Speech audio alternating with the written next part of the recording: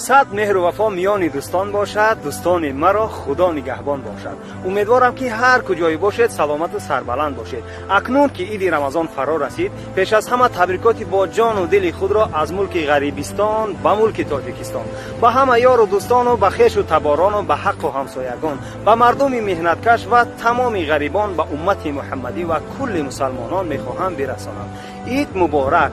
خوش و خرسندی کنید، چون که امروز عید ماست، نه عید یهود و نصاراست. مصرع‌هایی هست که تعلق به همین روز دارد و با شنیدنشان خیال شخص را به عالم کودکیش میبرد. این هم باشد.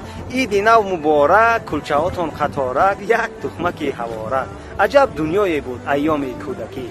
نورسیمان در دبستان و سر و صحرا گذشت، گاه سیر و گاه گشنه با دویدن ها گذشت. عید سید رمضان مبارک. السلام علیکم و رحمت الله. Let's enjoy this happy day.